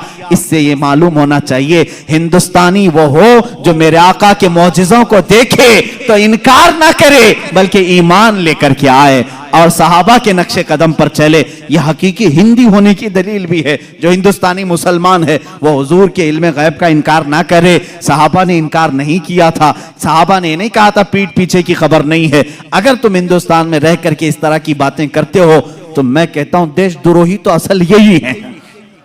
सबसे पहले अजीजा ने गिरामी वकार, अब रसूल करीम सल्लल्लाहु ताला अलैहि वसल्लम के मौजज़े शक्कुल कमर को जो होते हुए हबीब यमनी ने सामने देखा। अच्छा, और एक दूसरी तारीख, चीन में, चाइना में आज भी एक जगह है, एक मस्जिद है जहां पर इबारत तहरीर लिखी हुई है। हमारे पास उसकी एक तस्वीर लाई थी और जिन लोगों ने वहां विजिट किया है उन्होंने भी बताया कि वहां पर तारीख लिखी हुई है चाइना में कि आज की वो रात है कि यहाँ के इलाके वालों ने आसमान पर चांद के 2 टुकड़े होते हुए देखा है। जबकि चाइना में इस्लाम कहाँ आया था? उस वक्त कोई इस्लाम और ईमान वाला नहीं था।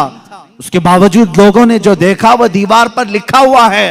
ये तारीख की सच्चाइयां हैं और इसका इनकार कुफ्र है। इसलिए कि शक्कुल कमर का मौजज़ा खुद कुरान बयान कर रहा है। इक्तरबतिस साअतु वंशक्कल कमर, कयामत करीब आ जाएगी तो चांद फट जाएगा। इसकी तफसीर में फरमाया चांद खुद से नहीं, हुजूर पाक की उंगलियों के इशारे से फटा है। ये मौजज़ा। और उसके बाद हुजूर पाक सल्लल्लाहु ताला अलैहि वसल्लम के इस मौजज़े को देख करके हबीब यमनी ने कहा, अच्छा ये तो हमने देख लिया, लेकिन अल्लाह का रसूल वो है। देखें, अब ये अकीदा है, असल अकीदा। काफिर भी अकीदा ये रखते थे रसूल वो होता है जो गैब की खबरें देता है, गैब की खबरें देता। उसने ये अपनी शिकायत नहीं की, कहा मेरे दिल में एक बात है जो चुभ रही है, क्या आप बता सकते हैं? कौन कहा? हबीब यमनी ने। हुजूर पाक सल्लल्लाहु अलैहि वसल्लम ने फरमाया, हाँ तेरे दिल में ये बात है कि तेरी एक बेटी अपाहिज है, लंगड़ी है और कमजोर है और उसके जिस्म में कमजोरियां हैं पैदाइशी तौर पर, तुझे हमेशा उसका दुख सताता है, काश वो बच्ची सही हो जाए। हबीब यमनी ने कहा, बिल्कुल मेरे दिल की बात आपने बताई और कलमा तैयबा पढ़ा। कलमा तैयबा नहीं पढ़ा, कहा फिर से मुलाकात करता हूं, फिर से मुलाकात करता हूं। अबू जहल बहुत बहकाने की कोशिश करता रहा। हबीब जो है यमन के सफर पर चला गया, वापस गया, इसी शशो पंज में था कि आखिर कोई शख्स मेरे घर की बात कैसे बता सकता है। मोहम्मद सल्लल्लाहु ताला अलैहि वसल्लम यमन कभी इधर आए नहीं, मेरे घर में माजूर लड़की होने कैसे पता। वो यमन इसी चश और पंज में घर आया, दरवाजा खोला तो देखा उसकी बेटी भली चंगी चलती हुई आ रही और क्या कह रही है, ला इलाहा इल्लल्लाह मुहम्मदुर रसूलुल्लाह। हबीब घबरा गया, कहा ए खातून, ए मेरी बेटी, ये तू भली चंगी कैसे हो गई और तेरी जुबान पर ये कलमा कैसे आया। वो कहती है, आज से चंद रोज कबल मैं रात के वक्त आराम कर रही थी बिस्तर पर, दर्द शिद्दत का था, इसी असना में मैंने घर के दीवार पर, घर के दरवाजे से एक नूरानी शक्ल के बुजुर्ग को आते हुए देखा। कहा वो कैसे थे। कहा उनकी आंखें ऐसी थी गुलाबी रंगत वाले चेहरे के, जिनकी भवें मिली हुई थी, जुल्फें कंधों तक लटक रही थी, अमामे का शिमला इस तरह था, पूरा हुलिया मेरे आका का वो बताने लगी। कहा उन्होंने आकर के मुझ पर दम किया और मेरा जिस्म सही सलामत हो गया और उन्होंने कहा, ए बच्ची तू ये कलमा क्यों नहीं पढ़ती, अनकरीब तेरा बाप भी पढ़ेगा। मैंने कलमा पढ़ लिया। वो कहता है, हबीब यमनी, ए खातून तू मुझसे पहले पहुंच गई, अब मैं घर में नहीं वापस मक्का जाता हूं। वापस आया और दारे इस्लाम में दाखिल हुआ। अबू जहल को कोसने लगा और कहा, ए जालिम, तूने जादूगर कह करके बुलाया था, मोहम्मद के मुतालिक क्या क्या प्रोपेगेंडा फैलाया था। और अबू जहल से कहा, बात तो अच्छी ही है तेरी, तूने जादू दिखाने के लिए बुलाया था, लेकिन मैं तो ईमान का सरिश्तकार हो गया, मैं ईमान के पैखर में ढल गया। अल्लाह का एहसान है मेरे अजीजों, ये मेरे आका सल्लल्लाहु ताला अलैहि वसल्लम का एक मौजिजा दिखाने के लिए लोगों ने कहा, तीन तीन मौजिजे उस वक्त दिखाए, चांद के टुकड़े भी किए, उसकी बेटी के घर में उसको सेहत भी दिया और फिर उसको ईमान की दौलत से भी नवाजा। अजीजा ने गिरामी, हुजूर अकरम सल्लल्लाहु ताला अलैहि वसल्लम के जो कमालात और मौजज़ात इल्मे गैब से मुताल्लिक हैं, वो तो एक अलग टॉपिक है। मेरे आका क्या क्या जानते थे, क्या क्या नहीं जानते थे, ये हम सबको कहना ही नहीं चाहिए। पहली बात, तुम होते कौन हो हुजूर का इल्म नापने वाले। तुम ये कहोगे हुजूर को ये नहीं मालूम था, ये नहीं मालूम था, ये नहीं मालूम था, तुझे क्या क्या मालूम है। अल्लाह के हबीब सल्लल्लाहु ताला अलैहि वसल्लम के मुतालिक बाज लोग कहते हैं, हुजूर ये नहीं जानते थे, हुजूर ये नहीं जानते थे। जालिमों, जरा अपने इल्म की खैर मनाओ, की खैर मनाओ कि अल्लाह के नबी सल्लल्लाहु अलैहि वसल्लम को कुरान कह रहा है, वअल्लमका मा लम तकुन तअलम, ऐ रसूल हमने आपको वो सब सिखा दिया जो आप नहीं जानते थे। अब अल्लाह ने क्या क्या सिखाया, पहले अल्लाह से पूछ के आओ, ऐ रब तो अपने नबी को क्या क्या सिखाया है। अल्लाह रब्बुल इज्जत जाने और उसका रसूल जाने कि वो क्या सिखाया और इन्होंने क्या सीखा है। बहरहाल हुजूर अकरम सल्लल्लाहु ताला अलैहि वसल्लम का एक और मौजज़ा मैं अर्ज करूं, उसके बाद मैं अपनी गुफ्तगू को समेटता हूं। चांद का शक होने का मौजज़ा। दुनिया में दो बड़ी चीजें हैं जो ताकतवर, एक चांद और एक सूरज। चांद तक पहुंचने के दावे तो किए नासा वालों ने और सूरज पर पहुंचने की कोशिश कर रहे हैं, लेकिन जल रहे हैं, परेशान हो रहे हैं।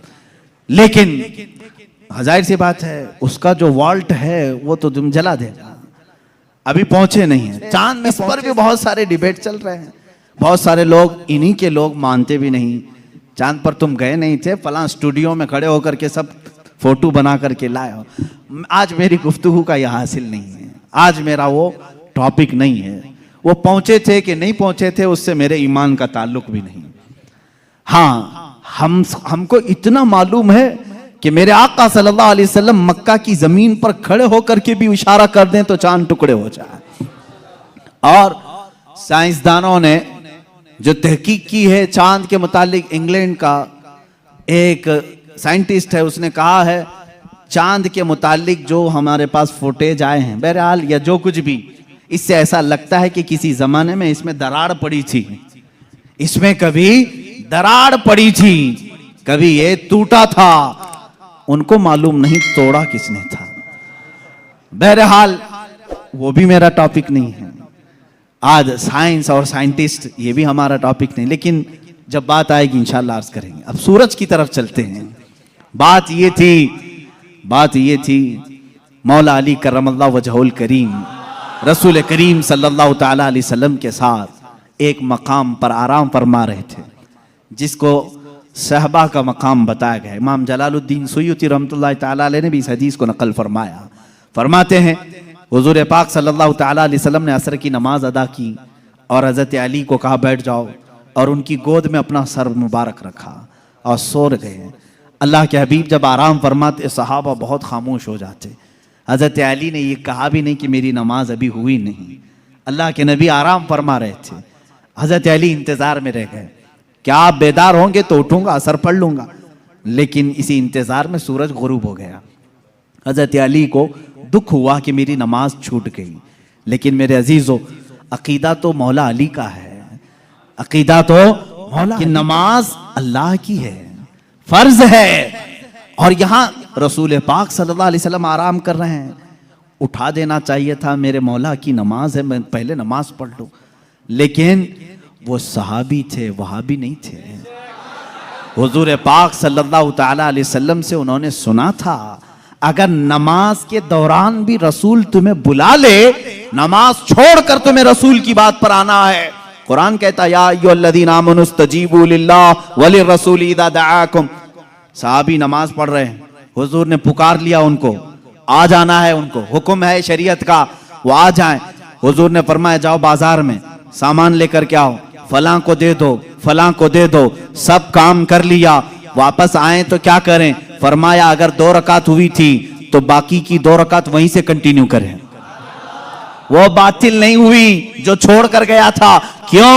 इसलिए कि वो जो छोड़ कर गया था किसी ऐरे गैरे के काम में नहीं, इताते रसूल में गया था। इससे पता चलता है नमाज अल्लाह रब्बुल इज्जत का हुक्म बजा लाना है और रसूल की इताअत के मुताबिक करना है। मौला अली इसी फार्मूले पर अमल कर रहे थे। इधर अगर नमाज कज़ा हो गई तो अदा कर लूंगा, हबीब की नींद में फर्क आया, कहीं गुस्ताखी और तौहीन हो गई तो ईमान में फर्क ना आ जाए। मौला अली खामोश रहे। मेरे आका सल्लल्लाहु अलैहि वसल्लम बेदार हुए और अल्लाह के नबी सल्लल्लाहु अलैहि वसल्लम क्या नहीं जान रहे थे हज़रत अली की नमाज छूट रही है? क्या हज़रत अली की कैफियत को नहीं देख रहे थे? देखा, पूछा अली गमगीन हो, कहा असर नहीं पड़ी। अल्लाह के नबी सल्लल्लाहु अलैहि वसल्लम ने पूरी कायनात को ये दर्स दिया है उस दिन, सिर्फ मौला अली के लिए नहीं, पूरी कायनात के लिए, कि जो मोहब्बत मुस्तफ़ा में चीजें फना होती हैं, अल्लाह तबारक व तआला जिंदगी में उसे सूरज भी पलटा करके अदा कर देता है। हजरत अली रज़ियल्लाहु तआला अन्हु के लिए हुजूर पाक सल्लल्लाहु अलैहि वसल्लम ने डूबे हुए सूरज की तरफ इशारा फरमाया और कहा कि जहां तू डूबा है पलट आ। सूरज फिर वापस तुलू हुआ। हजरत उम्मे सलमा रज़ियल्लाहु तआला अन्हा हुजूर की ज़ौजा हैं, फरमाती हैं हमने पहली मर्तबा सूरज को पश्चिम से फिर से निकलते हुए देखा, थोड़ी देर के लिए, ऐसा नहीं कि पूरा निकला। असर के मकाम पर जो पीला सूरज होता है वहीं तक आया। हजरत अली करमल्लाहु वजहुल करीम ने नमाज अदा की, सूरज फिर वापस फिर गुरूब हुआ, इतनी ही देर के लिए आया फिर पलट गया। इसीलिए इमाम अहले सुन्नत फाजिल बरेलवी रदी अल्लाह ताला अन्हु फरमाते हैं सूरज उल्टे पांव पलटे चांद इशारे से हो छा। सूरज उल्टे पांव पलटे चांद इशारे से हो छा। अंधे नजदी देख ले कुदरत रसूलुल्लाह की, अंधे नजदी देख ले कुदरत रसूलुल्लाह की। इशारे से चांद चीर दिया, छुपे हुए खूर को फेर दिया, गए हुए दिन को असर किया। ये ताबो तवा तुम्हारे लिए, जमीनो जमा तुम्हारे लिए, मकीनो मका तुम्हारे। रसूल सल्लल्लाहु के मौजज़ात, सूरज का पलटाना ये मेरे आका के अजीम मौजज़ात में से है, अजीम मौजज़ात में से। किसके लिए पलटाया गया? मौला अली करमल्लाहु वजहुल करीम के लिए। अजीज़ा ने गिरामी, तारीख में, अब मौजज़ात की तारीख में बहुत सारी चीज़ें मौजूद हैं, यहाँ तक कि मुर्दों को जिंदा करने वाला जो मौजज़ा है, मैंने वो बच्चों के मुतालिक बताया। दूसरी हदीस है, हुजूर पाक सल्लल्लाहु तआला अलैहि वसल्लम खुद फरमाते हैं मैं हुजून मक्का के करीब जो जन्नतुल माला कब्रिस्तान है वहां पर था। मैंने अल्लाह की बारगाह में अर्ज किया कि मौला मेरे माँ बाप किस हालत में है मुझे दिखा। हजरत बीबी आमिना और हजरत अब्दुल्लाह के मुतालिक ये खबीज आज अंगुश्त नुमाई करते हैं, उन्हें काफिर कहते हैं, उन्हें मुशरिक कहते हैं। सुनो हदीस पाक, यह हदीस साबित है। इमाम जलालुद्दीन सुयूती रहमतुल्लाह तआला अलैह ने अपनी किताब में लिखा है अत-ताज़ीम वल मिन्ना फी अन्ना अबवई रसूलिल्लाह सल्लल्लाहु अलैहि वसल्लम फिल जन्नह, किताब है उसमें हदीस भी है। फरमाते मेरे आका सल्लल्लाहु अलैहि वसल्लम, मैंने अल्लाह से अर्ज की, अल्लाह ताला ने मेरी माँ आमिना, मेरे बाप अब्दुल्ला, दोनों को मेरे सामने हाजिर किया। वो वफात पा चुके, सालों पहले वफात पाए, और उन दोनों को मेरे आका सल्लल्लाहु अलैहि वसल्लम के सामने हाजिर किया गया। हुजूर फरमाते हैं बीबी आमिना ने भी मेरा कलमा पढ़ा, हजरत अब्दुल्ला ने भी मेरा कलमा पढ़ा, और इसीलिए तो हम कहते हैं वो पाक हैं मेरे आका सल्लल्लाहु अलैहि वसल्लम, और पाकों से मुंतकिल होते हुए आए हैं।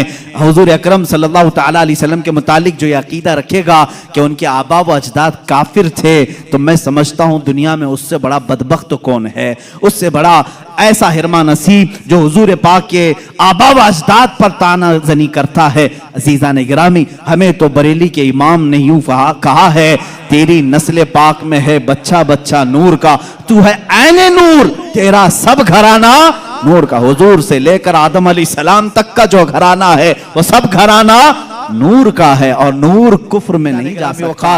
ये मौजज़ात का बाब था, जितना भी बयान करूं वो कम है। अल्लाह के हबीब सल्लल्लाहु ताला अलैहि वसल्लम को रब ताला ने बेशुमार मौजज़े दिए। आखिरी बात जो शुरू में मैंने कहा था, और मौजज़े उस मकाम के लोगों ने देखा, उस जमाने के लोगों ने देखा। मूसा अलैहिस्सलाम का मौजज़ा उनकी कौम ने देखा, ईसा अलैहिस्सलाम का मौजज़ा उनकी कौम ने देखा, सारे नबियों के मौजज़े ज़माने की कौमें देखती रही। मोहम्मद अरबी सल्लल्लाहु ताला अलैहि वसल्लम को अल्लाह ने एक मौजज़ा ऐसा दिया जो हम भी देख सकते हैं, क़यामत तक देख सकते हैं, क़यामत तक देख सकते हैं, और वो मौजज़ा है अल्लाह की किताब कुरान मुक़द्दसा। ये रसूल करीम सल्लल्लाहु अलैहि वसल्लम का मौजज़ा है जो काफिरों के सीनों पर आज भी चैलेंज बन करके पुकार रही है। हिम्मत है तो लाओ इस तरह की एक किताब जिसमें अल्लाह रब्बुल इज्जत ने मौजज़ात के कमालात रखे हैं। बल्कि कुरान आज भी चैलेंज कर रहा है, ए अमेरिका, ए रूस के सुपर पावर, ए रशिया वालों, तुमने एटम बम बहुत बना लिए, मिसाइल पेट्रोल बहुत बना दिए, लाओ अल्लाह के कलाम के एक मिसल जिसको कुरान में मोतियों के तारों में जिस तरह बांधा गया है, जिसके इब्तिदा सूरह फातिहा से होती है, जिसकी खत्म नास पर होती है। अल्लाह ने पूरी किताब लाने के लिए तो चैलेंज किया ही था, बाद अगर पूरी किताब नहीं ला सकते 10 सूरतें ला करके दिखा दो, 10 सूरतें इस तरह ला कर दिखा दो। 10 सूरे नहीं ला सके, फिर अल्लाह ने फरमाया चलो 10 आयतें ला के दिखा सको। है मेरे अजीजों, फख्र से कहो, ऐ मुसलमानों, आज भी जिंदा जावेद मौजज़ा रसूलुल्लाह का हमारे दरमियान मौजूद है। वो अल्लाह की किताब कुरान मुक़द्दसा है। कोई अगर तुम्हारे हक्कानियत की दलील तुमसे पूछे, तुम्हारा मजहब हक है, क्या दलील है, उसके सामने कुरान पेश कर देना। कुरान 14 सदियों पहले आज के होने वाले वाकयात बयान कर रहा है।